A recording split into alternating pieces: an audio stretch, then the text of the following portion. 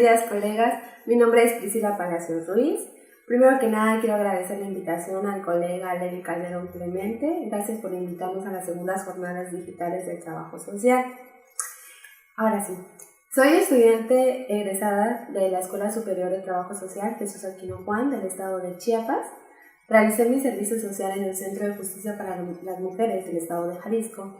Y sí quiero hacer un agradecimiento especial a la licenciada que fue mi titular durante ese tiempo, Jocabet Flores.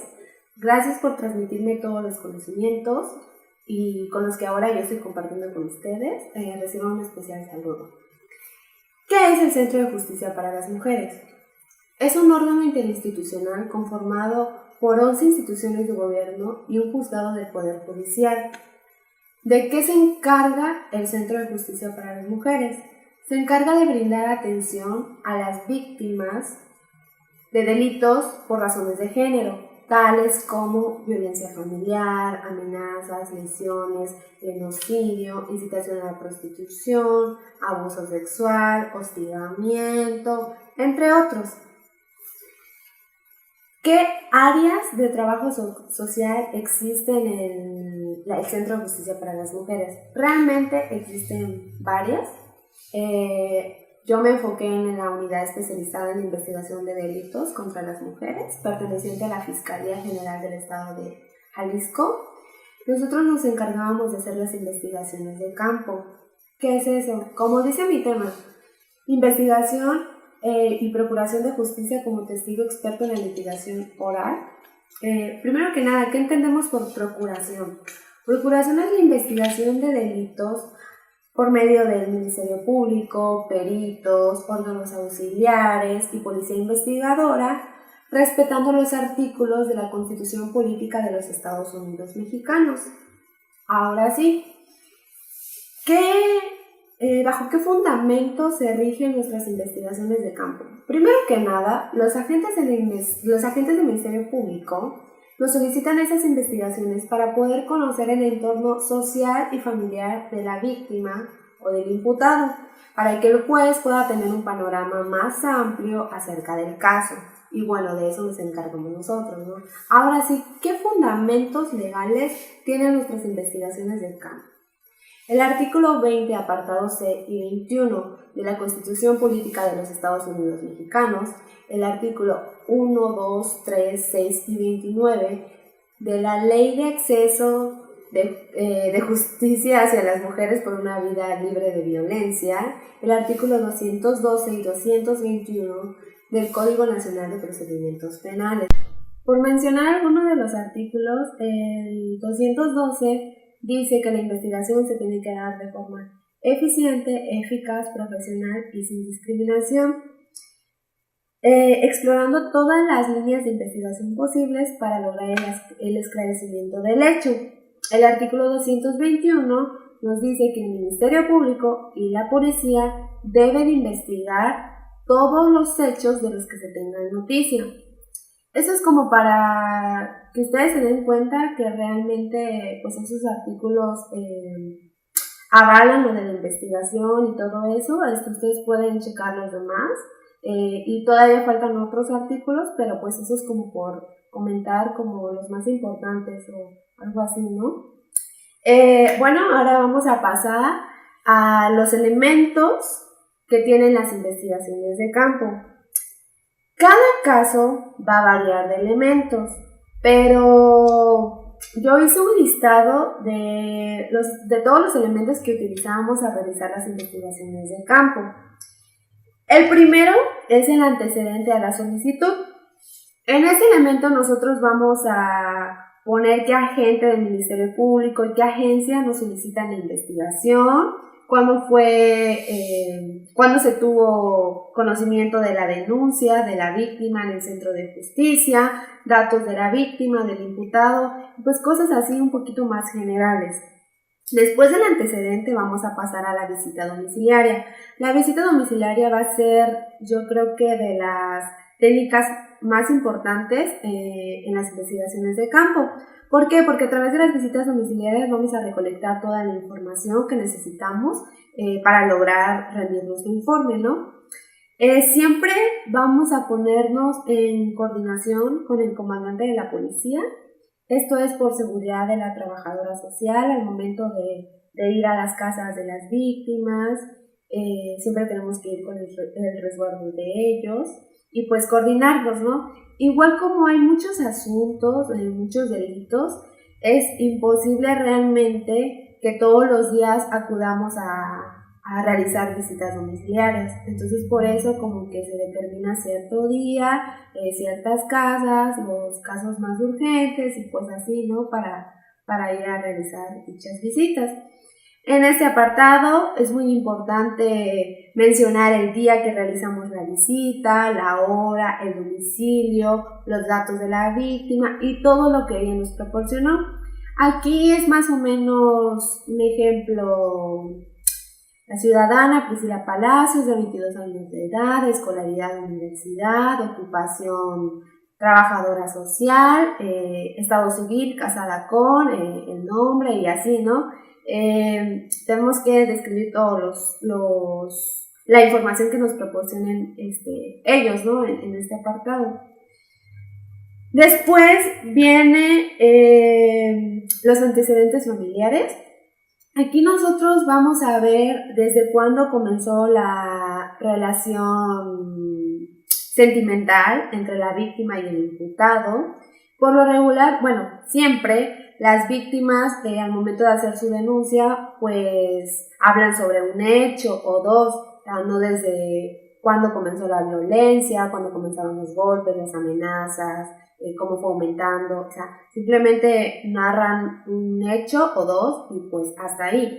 Entonces el trabajo de nosotras es realmente investigar desde cuándo iniciaron de novios, cuándo se casaron o cuándo se juntaron para vivir en unión libre, si desde el principio de la relación existía violencia o surgió después, si los hechos que ella denunció ya se venían dando desde días, meses o años, o si fue a raíz de alguna sustancia embriagante o alguna droga o un narcótico o algo así relacionado. Entonces, sí es importante investigar a fondo cuándo inició, con qué gritos, con qué amenazas, por qué acciones los hacían. Por lo regular siempre es por celos, posesión y pues ese tipo de cosas, ¿no? Después de los antecedentes familiares, vamos a describir un poco los hechos. ¿Por qué digo un poco? Porque las víctimas ya narraron el hecho con los agentes del Ministerio Público al momento de hacer su denuncia, pero nosotros también tenemos que tocar el tema de los hechos.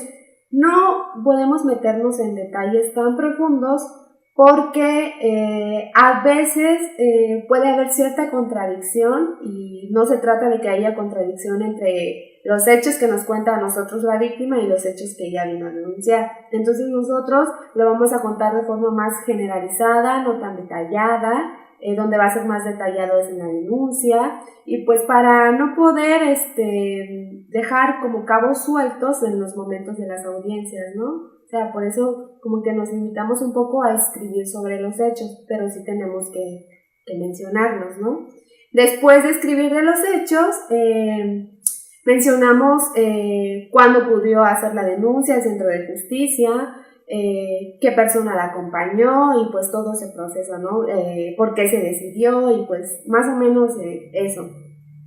Después viene la organización familiar.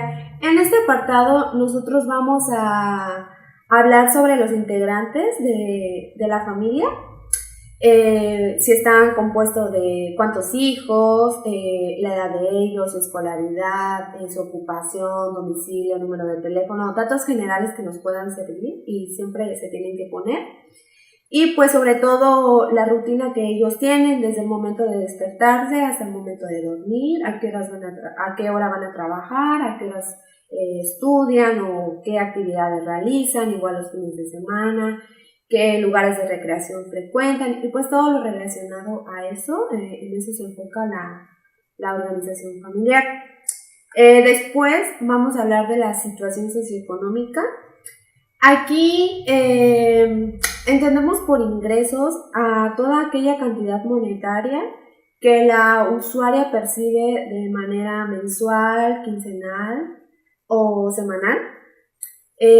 Puede ser a través de una actividad, trabajo u oficio, puede ser por un programa de apoyo social o puede ser por un familiar o amigo que aporte, ¿no?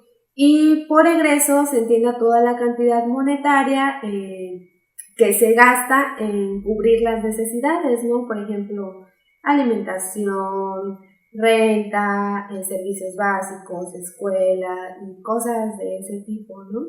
Un ejemplo podría ser la ciudadana Priscila Palacios percibe 5,000 pesos mensuales, recibe el apoyo del programa social Prospera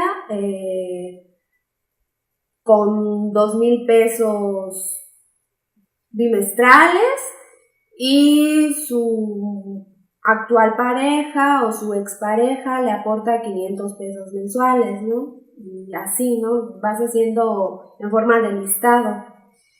Después, en los egresos, vas poniendo todo lo que gasta.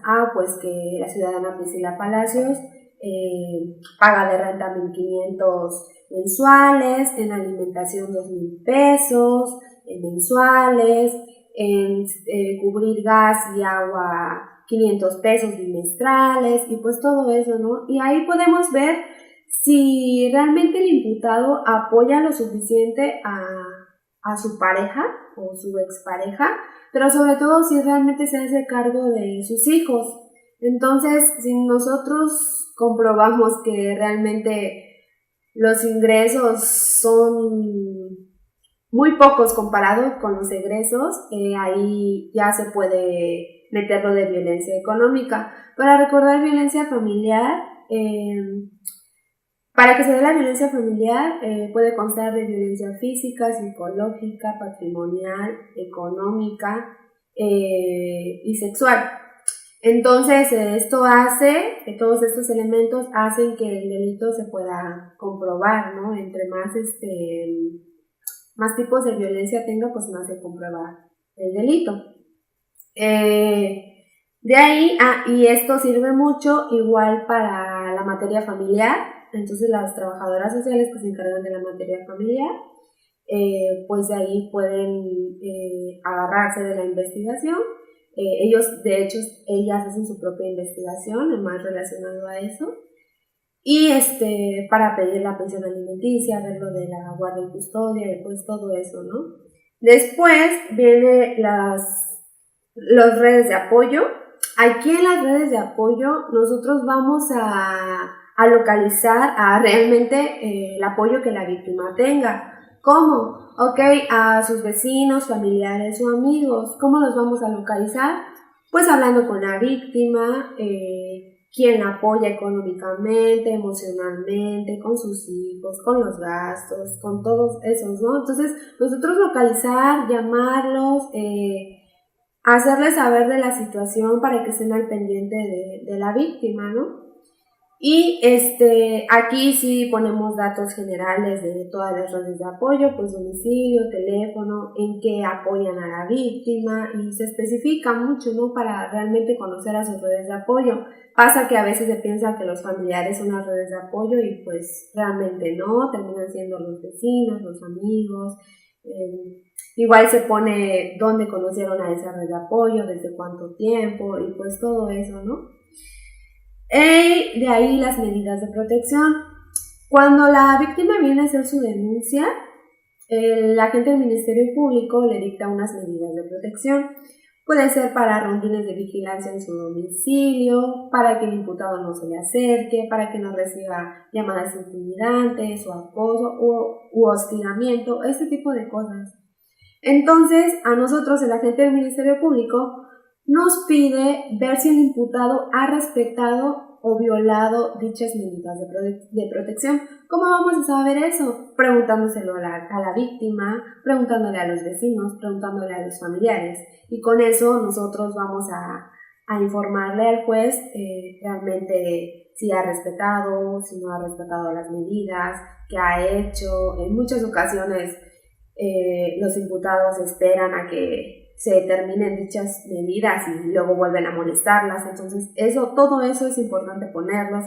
Cada cuánto las llaman, si las siguen al trabajo, si las molestan, todo eso va ahí escrito realmente. Es el después de la denuncia, qué pasa después, cómo actúa el imputado al saber que está denunciado, al saber que ya lleva un proceso penal, al saber que tiene que cubrir con la reparación del daño. Es todo lo que viene después de la denuncia.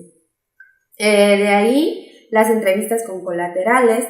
Esta información la obtenemos a través de las visitas domiciliarias. Es cuando vamos con vecinos, familiares o amigos de la víctima, o igual podemos obtenerla por vía telefónica, leyendo el expediente, pidiendo datos a la víctima.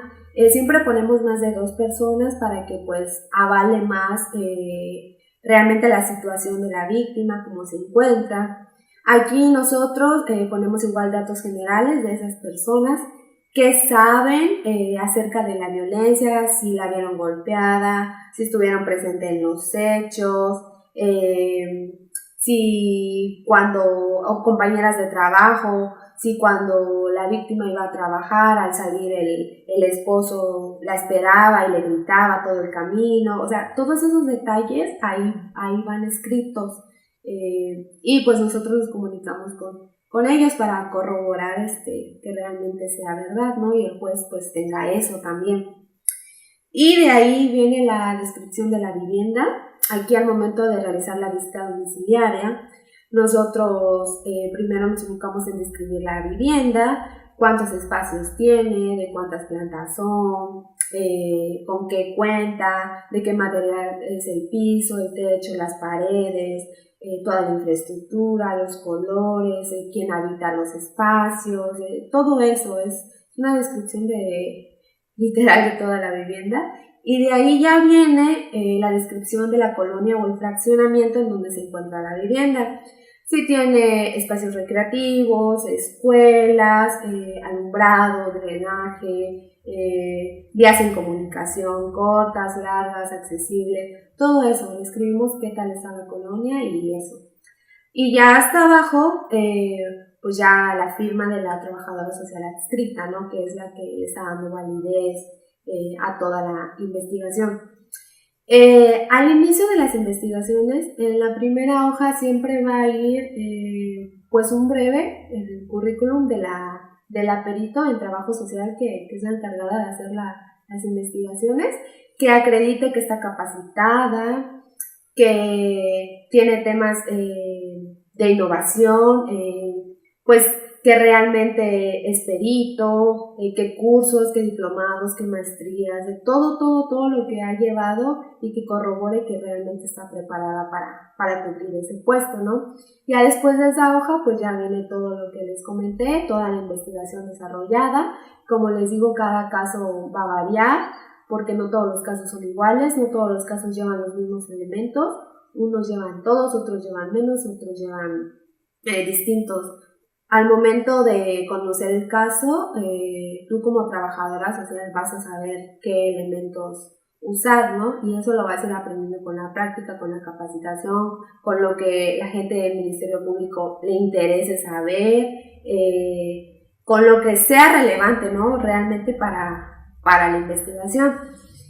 De ahí vienen las 04 negativas. Esas investigaciones de campo se reportan como negativas cuando no se localiza a la víctima. Nosotros igual para localizar a la víctima, cuando no podemos realizar las visitas domiciliarias, hacemos los citatorios y el notificador ya las manda a las viviendas. Entonces ya las usuarias llegan con nosotros directamente al centro de justicia, ahí hacemos la entrevista, ahí vamos haciendo la investigación y todo eso. Pero cuando realmente no se localiza a la víctima, ya se llamó a todos los números existentes en el expediente, ya se fue al domicilio y no se encontró, se envió el notificador tampoco, familiares ni nada. Ahí realmente se reportan como 04 negativas de que pues se realizó la visita Se dice de forma breve que se realizó la visita domiciliaria, tal día, la fecha, todo, y que no se encontró a la víctima. Se dice los días en que se llamaron, a qué familiares se llamaron, si se localizaron, si no se localizaron. Y al fin de cuentas se describe la vivienda para que se sepa que se fue a la visita y pues que no se encontró. De ahí vienen las investigaciones de campo que nos solicitan sobre denuncias anónimas, que por lo regular son de la tercera edad, las mujeres de la tercera edad. Entonces ahí, si nosotros tenemos que ir a las visitas, al domicilio en donde nos reportaron, ¿no? Para ver si realmente la señora sufre de violencia, quién la está violentando, si está bien, si está mal, sus condiciones de vida. Vemos todo eso, investigamos. Muchas son falsas, otras son verdaderas. Entonces, ese es nuestro trabajo, ¿no? Ver si realmente hay un delito que perseguir en ese tipo de denuncias. Ok, siempre al realizar las investigaciones de campo es muy importante la ortografía, la redacción, porque hay que darnos cuenta que nuestro trabajo lo van a leer abogados, los defensores, el juez, y realmente tenemos que demostrar que somos capaces de eso, ¿no? Tener coherencia en lo que se escribe, ser firmes, porque después de presentar las investigaciones, nuestra investigación va a servir para el desahogo de pruebas en la litigación penal, litigación oral. Entonces, en ese proceso penal, nosotros vamos a entrar a las audiencias cuando el juez no lo solicite como testigos expertos. Nosotros tenemos que defender ahí nuestras investigaciones. El juez o los abogados, los defensores, nos cuestionan si realmente estamos capacitadas, qué estudios tenemos, qué técnicas o qué herramientas utilizamos para hacer la investigación de campo, porque es un trabajo profesional. A veces te pueden cuestionar con una simple pregunta, a veces con mucha, va a depender, pero sí es importante tu seguridad, tu firmeza al defender tu investigación, porque con eso demuestras que realmente es un trabajo profesional y bien hecho. Las técnicas que utilizamos al realizar las investigaciones de campo, pues es la visita domiciliaria, la observación, el interrogatorio, la historia de vida, el testimonial y la entrevista. Esas son nuestras principales técnicas al realizar dichas investigaciones. Otra de las funciones de las trabajadoras sociales pertenecientes adscritas a la unidad es entrevistar a los menores de edad. En este caso, la víctima y el imputado pueden recurrir a sus hijos para llamarlos como testigos, ¿no? Nosotros, antes de que ellos pasen a declarar, tenemos que ver si los menores de edad están ubicados en tiempo, modo y lugar. ¿Qué quiere decir eso? Que sepan, conozcan los hechos, cuándo fueron y en qué lugar fueron. Que tengan claro eso, ¿no? Y que solo mencionen los hechos que ellos vieron, presenciaron, escucharon, no lo que les diga el papá, no lo que les diga la mamá, sino los hechos donde ellos estuvieron presentes. Aquí, al realizar la investigación, las entrevistas, nosotros tenemos que tener mucho la capacidad de la observación, porque tenemos que detectar si realmente los niños no vienen forzados por algunos de ambas partes, y de la mamá o del padre. Ha pasado que en muchos casos sí vienen, entonces hay que saber cómo detectarlo. Todo lo que nos dicen ellos, nosotros lo escribimos en un cuaderno, y si nosotros consideramos que sí pueden declarar, pasamos con el agente del Ministerio Público y lo llevamos a declarar, y ya pues firmamos un papel donde antes de su declaración pues pasó con la trabajadora social a la entrevista, ¿verdad? En dado caso de que al momento de hacer las entrevistas, es muy importante hacerles saber a los niños sus derechos. tienen derecho a no querer declarar, tienen derecho a alejarse de la situación de sus padres, mantenerse al margen y no ponerse de acuerdo ni del lado del uno ni del otro. Entonces, eso es muy importante decírselo a los niños. Muchas veces se les dice que si no están seguros, que lo piensen y después de pensarlo que regresen y aún pueden hacer la declaración. Entonces, si ellos piensan y deciden que no quieren declarar, nosotros firmamos igual una constancia, levantamos una constancia de que ellos no van a declarar y pues no pasa nada, es su derecho y pues hay que hacérselo respetar, ese es nuestro trabajo, ¿no? Otra de las funciones es, en algunos casos, el perito en psicología, al realizar el dictamen psicológico, ciertas usuarias tienen algún tipo de discapacidad o no entienden ciertas cosas o no saben leer, escribir, entonces piden nuestro apoyo para poder acompañarlos en ese proceso en donde les están haciendo las pruebas para poder hacer ese dictamen psicológico, pues si realmente si están afectadas o no están afectadas. Entonces nosotros ahí apoyamos a las usuarias en esas circunstancias, ¿no? Otra de las funciones también es seguir el protocolo de violación. Cuando una víctima llega al centro de justicia por el delito de violación, el protocolo dice que una psicóloga o una trabajadora social tiene que estar presente durante su declaración. Entonces ahí nos mandan a llamar y nosotros tenemos que hacer pues contención emocional de la víctima, estar presente mientras ella está declarando. De igual forma, en las audiencias nosotros podemos entrar como testigos expertos, es como les comentaba, para lo del desahogo de pruebas, lo de las investigaciones de campo, defenderlas, o entramos también como haciendo la función de acompañamiento a la víctima, en este caso pues una víctima que fue violada. Ahí nosotros tenemos la tarea de contener sus emociones, de apoyarla, de estar con ella durante las audiencias, porque sí es fuerte, algo fuerte, una situación bastante fuerte, que las víctimas vean al imputado, a la persona que las violó, recordar los hechos y cómo sucedió y todo tan detalladamente, eso pues les llega a afectar. Entonces nuestro trabajo ahí es contener sus emociones, apoyarlas, y si ellas deciden que no pueden seguir con la audiencia, pues realmente decir que vamos a parar la audiencia porque la víctima pues no se encuentra bien.